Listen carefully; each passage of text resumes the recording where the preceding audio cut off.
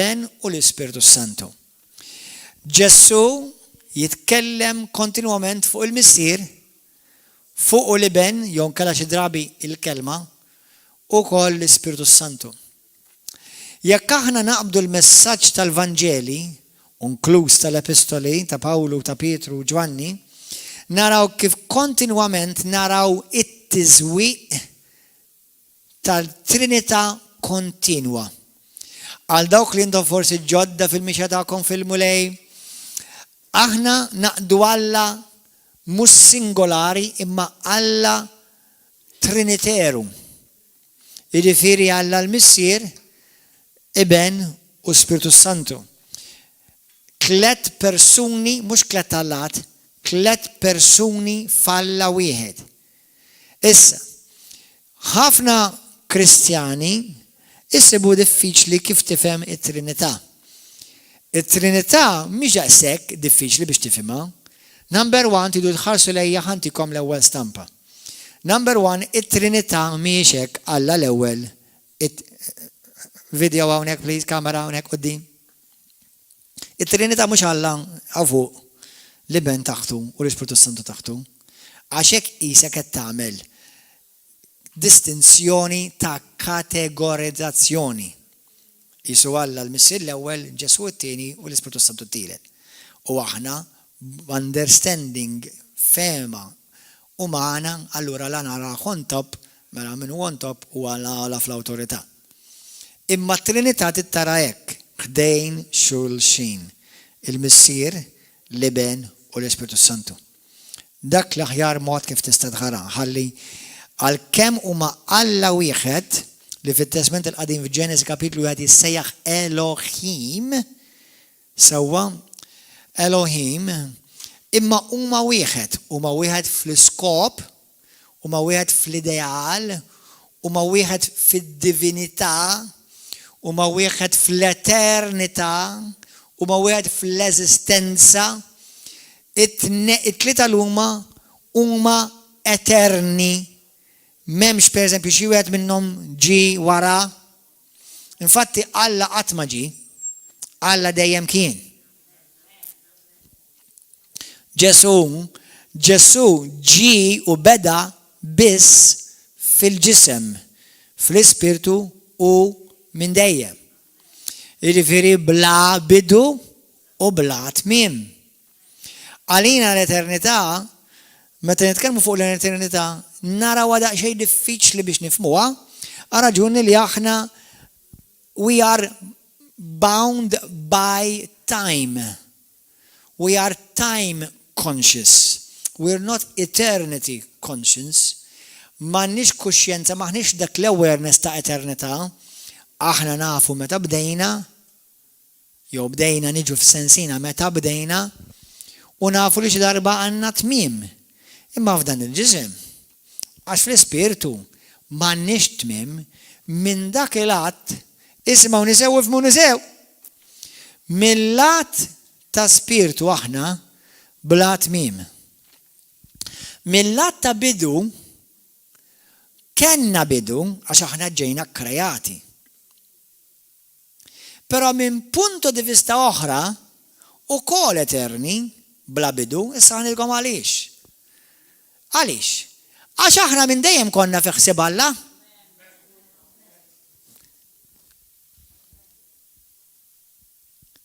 Qed taqbdu għadi? Tħaltuwiex. Tħallatix. Aħna minn dejjem konna fi ħsieb Alla, ġifieri Alla mhux xi darba qam ara. Ħanagħmel il-Gordon dallum. Jiena u inti konna minn dejjem fi ħsieb Alla. Minn dik l-att, minn dak il-punto di vista, nistgħu ngħidu li aħna għan eternità passata, ma mhux ħaniftakar meta kont jien. Tifhem? Nafu li bħala kreazzjoni, aħna kreazzjoni, għandna bidu. Issa, dik hija dark area li hija dark area għax ma nifhimx totalment. Għax jiena naf li Alla Alla il-ħsieb tiegħu meta jibda biħsieb. Għax hekk ismgħu ħantikom naqa' kunċett ta' eternità. Mhux għax nifhimha kollha kompletament tajjeb, għax dija xi ħaġa dejjem tikber fiha. Jekk xi darba Alla, kif tgħidu bl-Ingliż, he got an idea, it almost means like almost God is subject to improvement.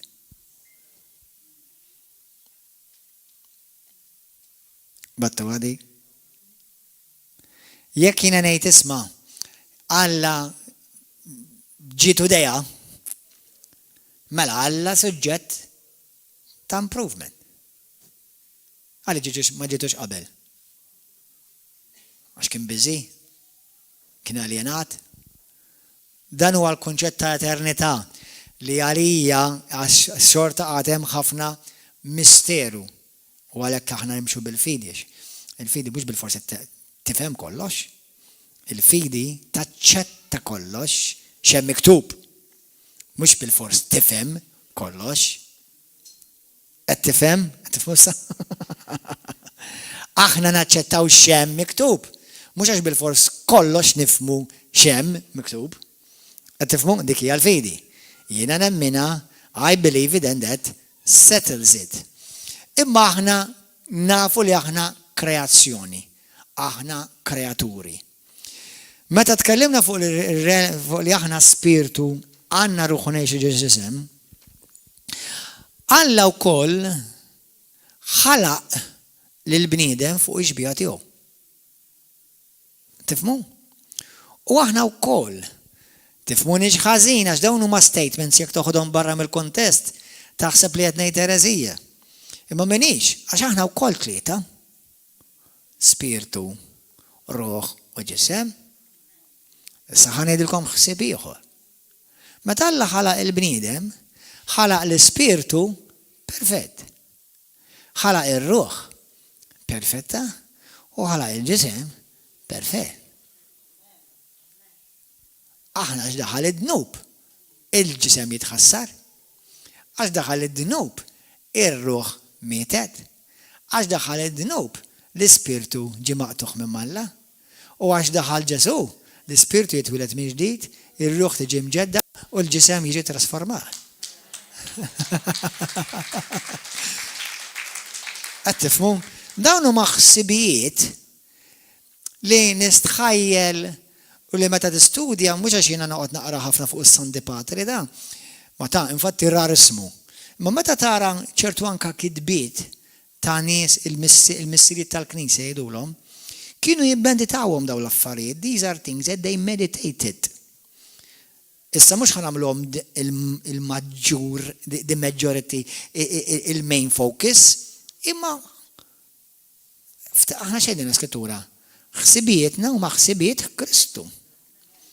Kantikom oħra bambastika, dindikom oħra banda, kemm intkom tal-mulej, verament tal-mulej, ma tal-mulej. Il-fejk kulħadd ibaxxi rasu dawk li intkom fejk. Qed niċċajta. Qed niċċajta u nittestjakom fl-istessi. Sewwa, mela kull minnkom ta' Kristu holiday. L-imparti mhijiex ta' Kristu minnek. Suppost kellni kollha kemm jien ta' Kristu. Issa aħna nafu, dak li bdejna nitgħallmu dal-aħħar, fl-ispirtu aħna li mwildin miġdi tiġa perfetti fl-ispirtu. Ir-ruħ qed tiġi mġedda u l-ġisem irid jiġi subdued, ikkontrollat u għad irid jiġi mifdi fil-miġja ta' Ġesu Kristu. Sewwa, imma meta Alla ħalaqna 3 in 1 fi xbija tiegħu perfetti. Mela, the blueprint of God is Trinity. Where you see God operating, this is powerful. Where you see God operating, you will see the Trinity operating. Fejtara Trinità opera, fejtara il-fingerprint ta' Trinità, ħatara Trinità opera l-Missier, l-Iben u l-Ispiritu Santu, kontinuament. U fil-ħajja ta' Ġesu naraw it-Trinità kontinwament topera. Mill-bidu tal-konċipiment tiegħu f'ġuf Marija. Luqa wieħed. Kemm interessanti, ġvera. Amen. Dan huwa talim dak li ngħidulu dottrina, dak li ngħidulu teoloġija. Il-messaġġi li jiena nkellimkom fuq il-weekend li għadda fuq il-ħnina tal-mulej, fuq l-ispirtu ruħu ġisem, dak jgħidulu Christian living, dak jgħidulu talim għal ħajja tal-Kristjan. Din issa għandha x'jaqsam xi ftit mal-ħajja tal-Kristjan, għax issa ħanaraw kif it-Trinità bħalma hija involuta fil-ħajja ta' Ġesu kontinwu ukoll hija involuta fil-ħajja tiegħek. Inti kontinwament il-Missier involut f'ħajtek, Ġesu involut f'ħajtek u l-Ispirtu Santu involut f'ħajtek. Alla wieħed imma jopera u irrevelat fi 3 persuni imma fl-istess ħin. Amen? Halleluja. Luqa kapitlu 1 ħamorru fejn l-Anġlu Gabriel der lil Marija. Halleluja. Imbagħad fis-6 xahar Alla bagħat l-Anġlu Gabriel f'belt tal-Galilija. Jisimha Nazaret. Anċebba marsa ma' raġel jismu Ġuseppi mid-dar ta' David. Din xebba kien jisimha Marija. L-Anġlu daħal għandha u qalilha Slim għalik mimlija bil-grazzja il-mulej miegħek. Itħawdet ħafna għal dan il-klim u bdiet taħseb bejna u bejn ruħha x'setet qatt tfisser din it-tislima. Iżda l-Anġlu qalilha tibżax Marija għax int sibt grazzja quddiem Alla. Magħhom hawn isimgħuni aħwa. Jiena u int sibna l-istess grazzja quddiem Alla tafu. L-ewwel persuna li daqet il-grazzja tal-Alla hija Marija. Għax kien lilha ġie irrevelat l-ewwel iben Alla. U aħna xtejdina skrittura Ġwanni 1 meta der Ġesu deret il-grazzja. Kont għamilkom il-messaġġi fuq il-grazzja, ma nafx jekk tiftakrux kollha qegħdin fuq il-YouTube, imma l-grazzja hija persuna. Halleluja, jisimha Ġesu Kristu. Halleluja. Halleluja. Iżda l-Anġlu qalilha tibżax Marija x'inti sib grazzja quddiem Alla, kulħadd jgħid grazzi mulej. Li inti tajtni grazzja qudiemek u fajnek. Inti ħares lejja bi grazzja. Ara int se tnissel fil-ġuf u jkollok iben u semmih Ġesu. Alla li salva. Ġesu. U jkun kbir u jkun jissejjaħ bin il-għoli, bin Alla li jista' kollox. Il-mulej Alla jagħtih it-tron ta' David. Missieru, araw il-programm ta' ħabbejtek dan il-weekend li jiena għamilna jiena Waltin. Il-mulej Alla jagħtih it-tron ta' David missieru u jsaltan għal dejjem fuq dar Ġakob. U ma jkunx hemm tmiem għas-saltna tiegħu. Infatti is-saltna ta' Ġesu kontinwament għaddejja. Kull meta xi ħadd jitwieled minn ġdid isir parti mis-saltna. Ġesu qalena morru x'għandu l-Vanġelu ta' saltna. Meta xi ħadd inti tweldu minn ġdid u jaċċetta l-Ġesu Kristu għadha kif lajklu l-ikbar transfer f'ħajtu. U l-aħjar waħda. Alleluja. U ma jkunx hemm tmiem għas-saltna tiegħu. Iżda Marija qalet lill-Anġlu, kif ikun dan la darba jien ma narafx raġel. Wieġeb l-Anġlu qalilha, l-Ispirtu Santu isma'ha. L-Ispirtu Santu jiġi fuqek. U l-qawwa tal-għoli tixħed id-del tagħha fuqek. Il-qawwa tal-għoli. U għalhekk dak li jitħulet minnek ikun qaddis u jissejjaħ bin Alla, it-Trinità. Fit-twelid ta' Ġesu naraw it-Trinità. Fil-ktib ta' Ġenesi kapitlu 1 morru mal-ajrem. Ġenesi kapitlu 1.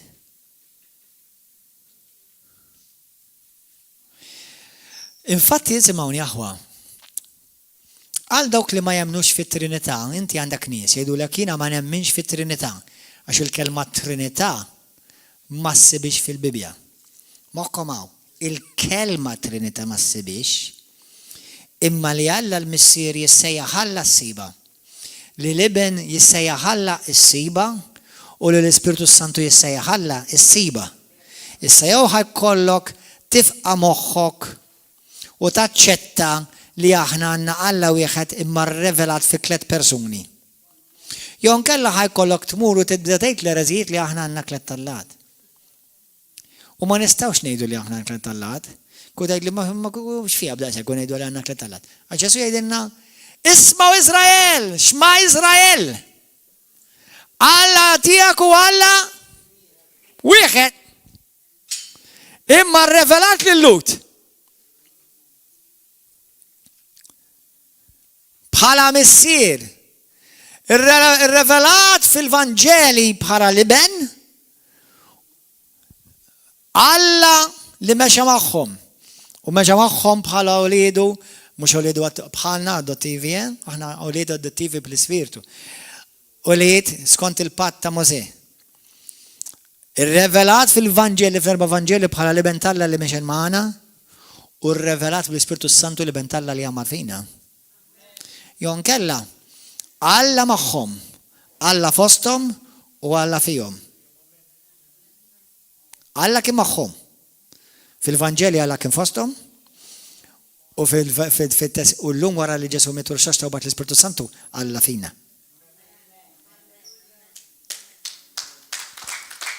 Qed tifhmu? Allura inti kontinwament tara Trinità, topra. U ma tistax taħrab minna Trinità, ma tistax. Jekk għandek problema tgħid il-kelma Trinità, tgħidix. Imma ma tistax taħrab mill-kunċett li hemm Alla wieħed, imma rrevelat daqqa bħala l-Missier, irrevelat l-Iben u rrevelat l-Ispirtu. Il-kunċett ta' Trinità huwa vastissimu. Vastissimu. Imnalla ma salvax jekk ma bniedem Alla ma qalx jekk inti ma temminx li Trinità hekk ma salvax, imnalla ma qalx hekk. Għax it-Trinità hija parti minna għada misteru. Għadna t-nitalmu it-Trinità aħna. Nifmu sa ċertu punt, per esempio għandikom oħra. Per esempio, waqt li għatmurru fi ktib ta' Ġenesi kapitlu 1, waħda mill-modi kif tista' tifhem Trinità hija bekk. Bajda waħda. Imma l-qoxra, l-abjad u l-isfar. Imma bajda waħda. Ħantikom waħda aħjar. Eżatt, li l-aħjar waħda li toġobni hija l-ilma. Fix-xjenza l-ilma, il-fwar u s-silġ jgħidulu H2O. Wieħed H2O. Silġ H2O. Fwar H2O. Likwidu H2O. Issa, il-likwidu jista' jsir silġ. Is-silġ jista' jsir fwar. Il-fwar jista' jsir likwidu. Il-fwar jista' jsir silġ. Għalhekk Ġesu jgħidlek u jħawwadlek il-pedamenti ta' moħħok meta rajt il-Missier, rajt lili? Lilek jew il-Missier? Għalhekk fejn hemm l-Ispirtu tal-Mulej hemm il-ħelsien. Għax l-Ispirtu tal-Mulej huwa Kristu nnifsu. Sa naftit jiġifieri l-Ispirtu Santu huwa Ġesu. Spend the rest of your life ifqa' moħħok. Sewwa? Allura ma jfissirx li m'għandekx tistudja, ta? Imma trid taċċetta, as simple as that, trid taċċetta. U di mhix xi ħaġa tat-Testament il-ġdid biss, ta? Di ħaġa fit-Testament il-qadim. It-Trinità mhix xi ħaġa li tidher fit-Testament il-ġdid biss. Jiġifieri qed ngħidha hekk, jiġifieri forsi int għandek Kristjani li forsi jżommu ħafna iktar Kristjani ħanejda l-issa ta' Kristjani ma tistax tkun krim Kristjan u tirreġġetta l-patt il-ġdid. Infatti impossibbli. Imma qed ngħid hekk għax inti forsi jekk tintaqa' ma' xi lut, ħanejdu hekk lut. U jgħidulok intom temnu fi Klet tal-Lat. La ħija ma nemmux fi Klet tal-Lat, aħna nemmnu f'Alla wieħed. Sewwa. Infatti il-lut ukoll waqt li jemmnu f'Alla wieħed, Però kien Alla tagħhom ġie revelat bħala nar. Kolonna ta' nar, sħab, ġie revelat bħala l-anġlu tal-mulej. Ġifieri Alla imma it-Trinità hija unika. Għax għalkemm huma distinti huma inseparabbli. Kulħadd jgħidha. Distinti imma inseparabbli. U llum li qed nitkellmu fuq it-Trinità fil-ħajja ta' Ġesu. Ħanaqraw malajr l-ewwel waħed ejja, vers wieħed ta' Ġenesi wieħed. Fil-bidu Alla, mela waħda, Alla. Ħalaq is-sema u l-art u kienet l-art taħwit u baħ. U d-lam fuq wiċċ l-art, fuq il-lawieċ bissu fuq wiċċ l-ibħra kien jittajja l-Spiritu ta' Alla. Kif? Mela għandek Alla u għandek l-Spiritu ta' Alla.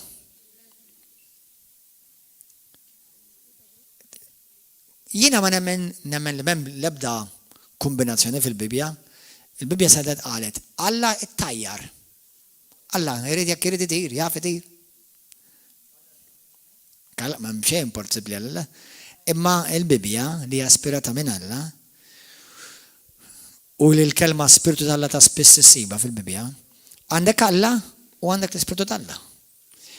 Għandek ċertu nies bħal Jehovah's Witnesses fej jgħidu l-Spiritu ta' Alla huwa ir-riħ tarra, jew inkella jinnaf in-nifs tal-Alla, jew inkella sa ċertu punt vera u n-nifs tal-Alla, u vera huwa mhux ir-riħ imma numa Grek, però apparti minn hekk huwa wkoll huwa persuna. L-Iskrittura fil-Ktieb tal-Atti kapitlu 4 tgħidlek li inti tista' mhux tista' ġifieri hekk suppost tagħmel, ġifieri inti tista' tidneb kontra l-Ispiritu ta' Alla. Ġesu jgħidlek hekk inti tidneb kontra l-iben ta' Alla mod u tidneb kontra l-Ispiritu Santu mod ieħor. U Ġesu jwissi li hemm dnub li jista' ma jinħafirx meta tidneb kontra l-Ispiritu Santu.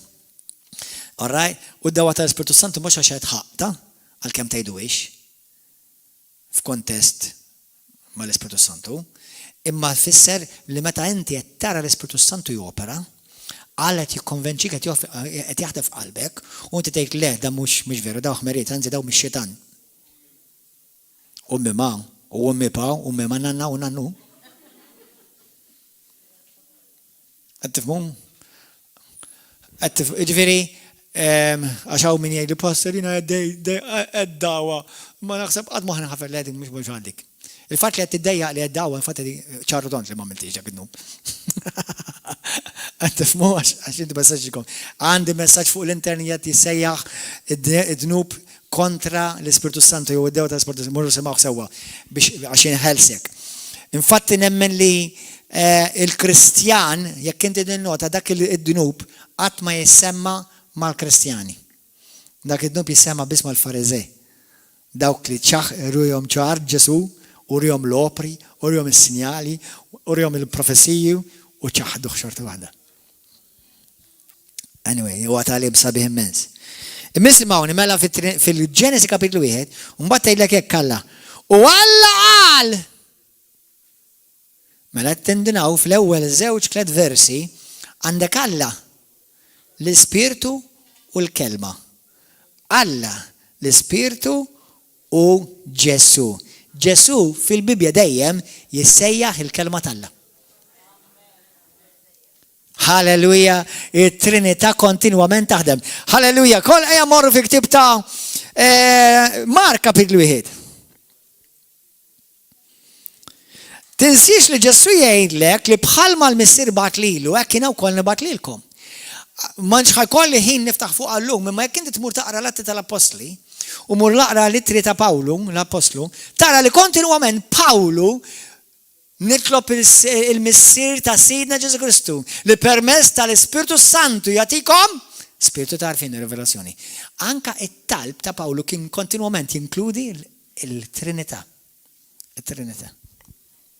Qed tifhmu kontinwament. Hemm ħafna studji ta' infatti hemm studji teoloġiċi kbar fuqhom dawn l-affarijiet ta'. Imma tajjeb li intom ikolkom għarfien tajjeb. Għax intkom jista' jkun tintaqgħu ma' ċertu hekk imsejħa Kristjani li jgħidu ma nemminx fit-Trinità. Qed tifhmu? Il-kelma Trinità ma ssibix Imma l-kelma Alla missier issiba. Iben Alla issira, ġifieri Eben huwa Alla, u l-Ispiritu Santu Alla siba.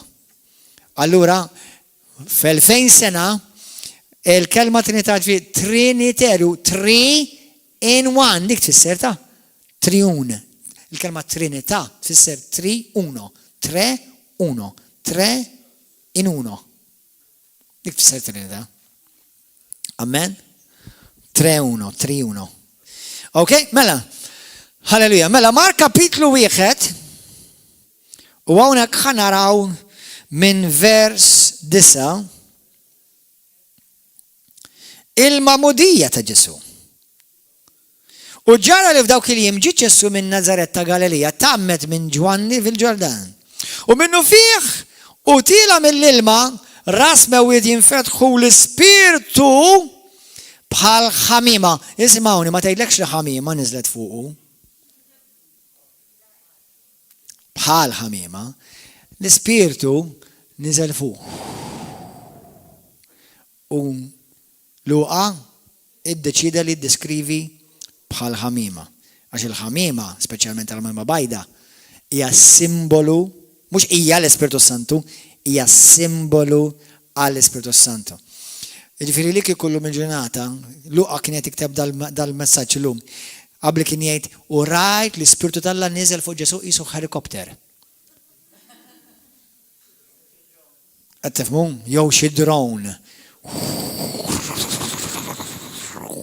Għadu attenti li ma tmorrux taħsbu li l-Ispiritu Santu hija xi ħamiema jisimha Ġiġi. Araj?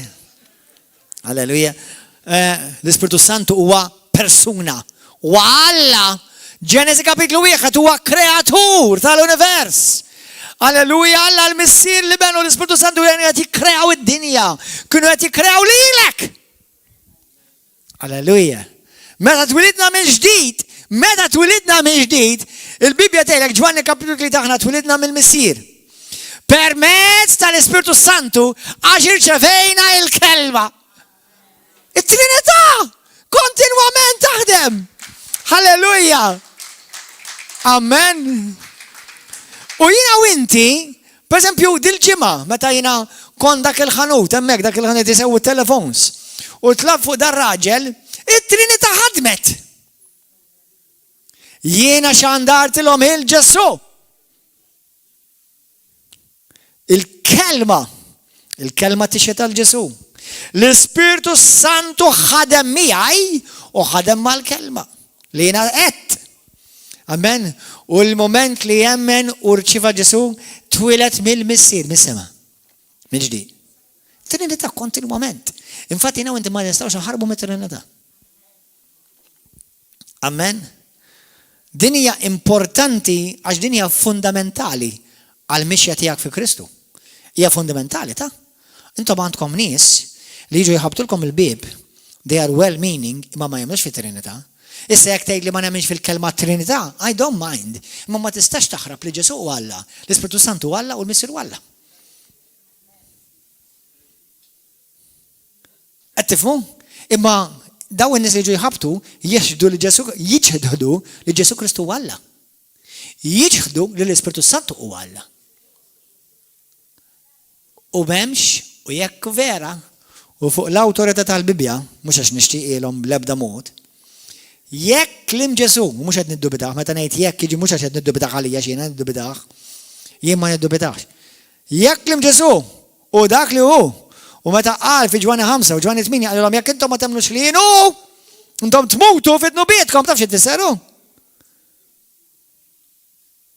Mela dawk kollha li taħabtu fuq il-bibien, qed iħabtu għal xejn ħelbi.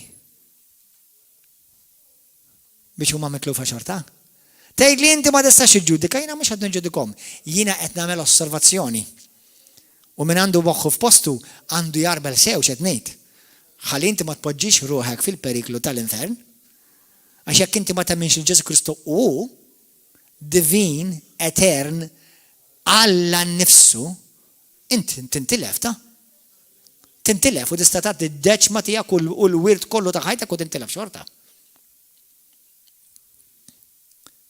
Għalhekk inti bil-forsi li jkollok tirrikonċilja għat-Trinità bil-fors. Għax ma tistax tgħid hemm klat tal-lat. Għax imbagħad tiġi ereżija. Alla bil-fors ikollok taċċetta li Alla huwa rrevelat fil-Missier, Alla huwa rrevelat fil-Ġesu u Alla rrevelat fl-Ispirtu. Amen. Hallelujah. Thank you, Jesus. Mela, u nizel fuqu mismewit un stema laħan. Stema laħan. Mismewit, li ma laħan ta' minu. Is-nisimawni oħra, moħkom nisimawni sewa, please. Ġilint għajtu ma' ċertu kristjani jgħidu l-om United Pentecostals. Kam minnkom ġilint għajtu maħħom, għu l-idejkom, għu ġaħad minnkom? Għaw komunita zaħira f'Malta minnom, għandhom ħafna simili għal Pentekostali l-oħra. Għattifmuni? Id-differenza, waħda mid-differenzi, hija li daw ma jagħmlux fit-Trinità. Issa, mokkoma, mhux qed ngħidilkom li huma mitlufa, għax-xorta jagħmlu li Alla u Alla, Ġesu u Alla u l-Ispiritu Santu u Alla. Imma kif ħarsu lejn it-Trinità naqgħa differenti għaliex. Għal raġuni għax huma jgħidu li m'hemmx tliet persuni, imma hemm Alla wieħed u persuna waħda li xi kultant daqqa jidher bħala Missier. Xi kultant daqqa jidher bħala Eben u xi kultant jidher bħala Spiritu. Partli vera, imma meta s-sandek il-mamudija, qed jidru tliet għal-huma. Allura jekk ma tkunx taf il-kelma sew inti, tiżvija. U forsi ma tintilifx, imma tiġi ġudikat fuqha għax hija dottrina ħażina. Hija dottrina ħażina, għax inti ma nifhem li hemm diffikultà fil-moħħ tal-uman biex nifhmu da kollu, imma ma nistax ninnega li hemm postijiet ċari fil-Bibja fejn it-tlieta qed jidhru mhux wieħed. Qed tifhmu aħwa?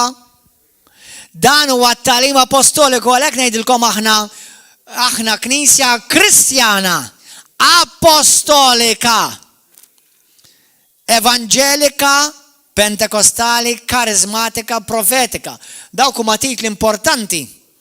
Mhux importanti għas-salvazzjoni biex intom tifhmu. Qed tifhmu? Alleluja. Inti ibni mela l-awwa ibnu u x'inhu? Eżatt. Amen. Fejk sibt l-għaxqa tiegħi. Alleluja. Fuq is-salib, Luqa kapitlu 23, morru hemm. Qed tieħdu peġin. Alleluja. Fuq is-salib. Luqa 23, vers 44.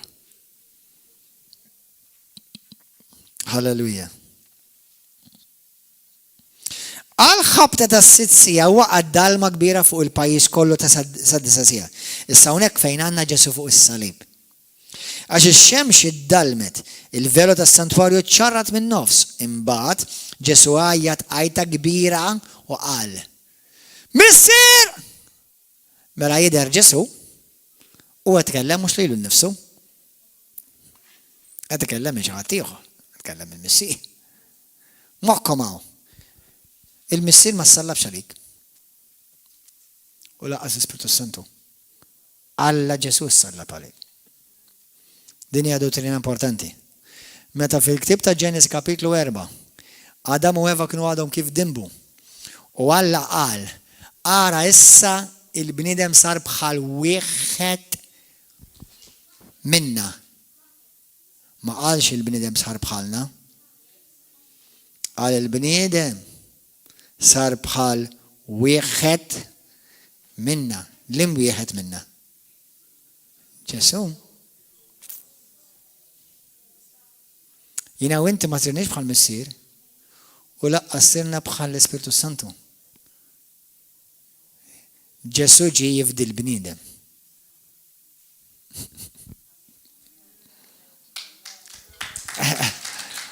Amen.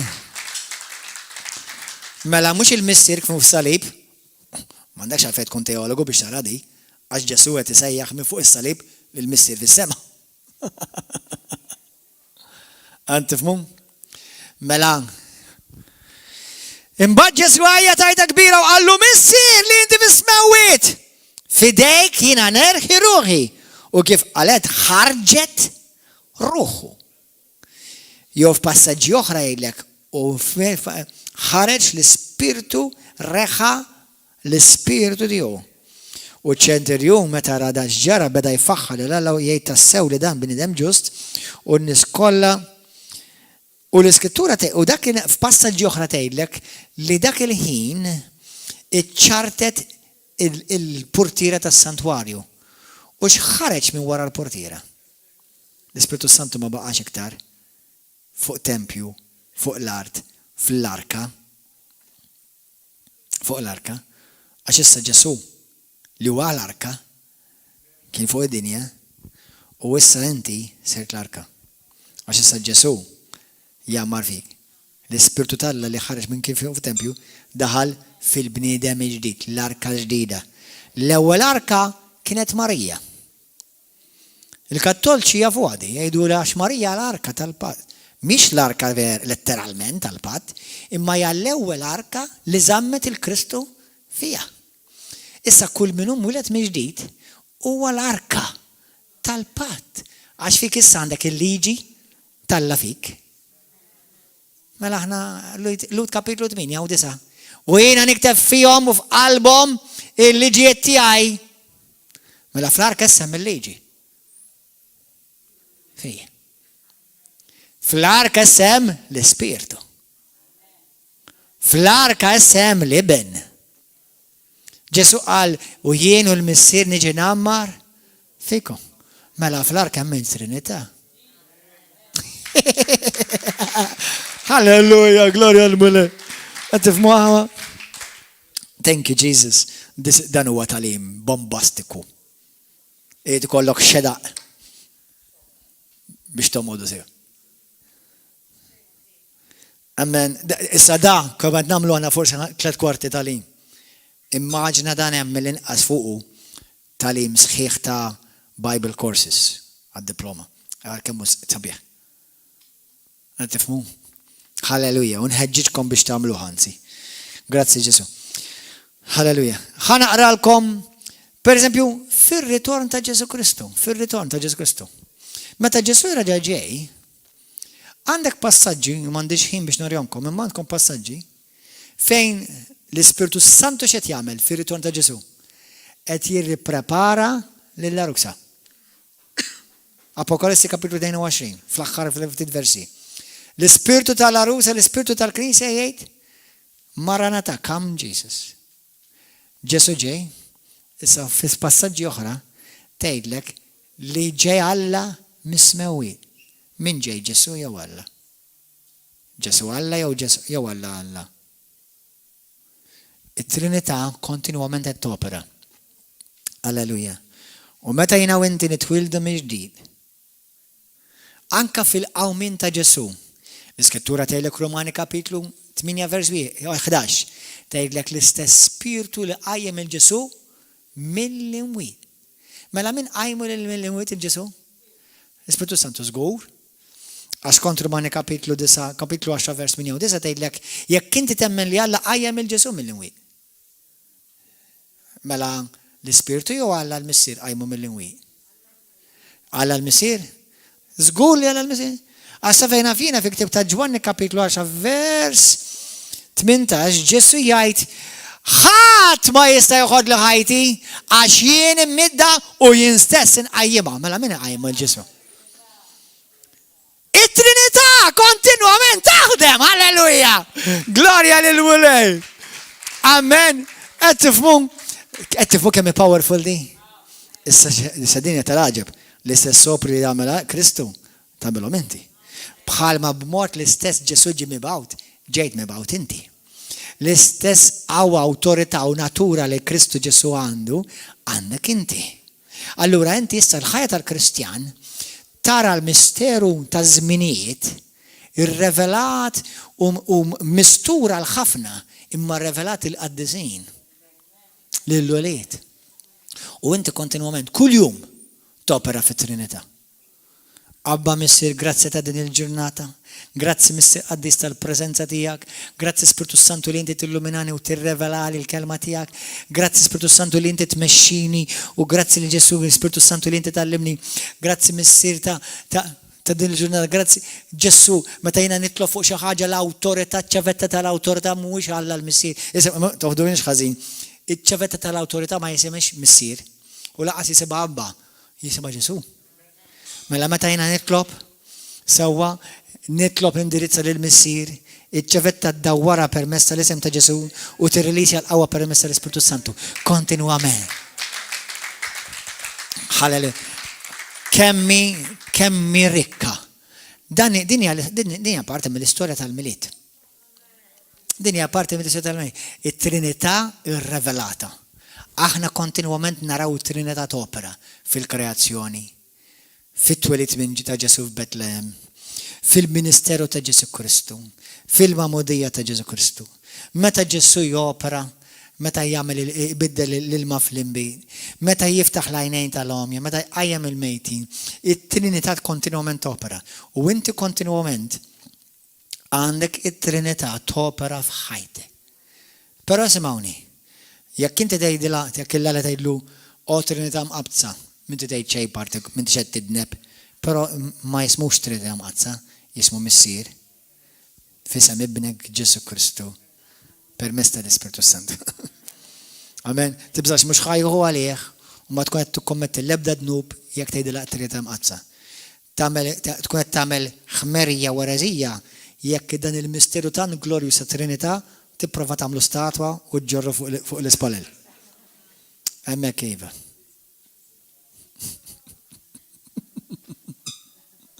Amen. Umu bil-ifqaw nitolbu għahu. Halleluja, ħattu pjaċin.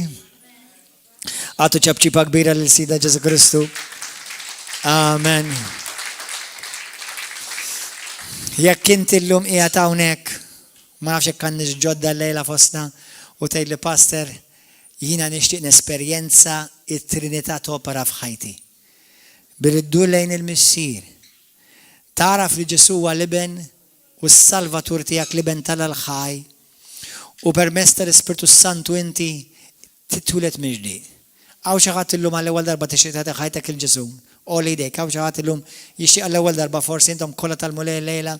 Jekk inti illum qed tarani fuq YouTube, Facebook u dan il-messaġġ li huwa biss iċ-ċirasa fuq il-kejk kollu. Meslek qalbek x'imkien birkek b'xi mod u llum verament tixtieq tibda ħajja ġdida u tibda tesperjenza din il-glorjuża Trinità Missier ben Spiritu Santu jaħdmu f'ħajtek. Kull ma tittamel huwa taċċetta lill-liben. Tittaċċetta lill-liben. Once Ġesu xejdilna, min jaċċetta lili jaċċetta wkoll lil min batni. Imma min jirriġetta lill-liben, jirriġetta wkoll lil min batu lill-Missier. Kull ma għandek tagħmel illum taraf li Ġesu Kristu huwa liben tal-ħaj. Etern, divin, li metalik fuq is-salib u permess tal-mewt u l-qawment tiegħu inti salva. Jekk dil-persuna jinti llum għall-ewwel darba qegħdet talba minn qalbek warajja u llum titwilet minn ġdid. Għajt Missier Qaddis, ngħidu għal kulħadd flimkien Missier Qaddis.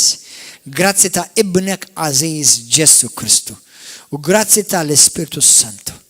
Illum naraf li jien għandi bżonnok f'ħajti mulej. Għandi bżonnok Ġesu.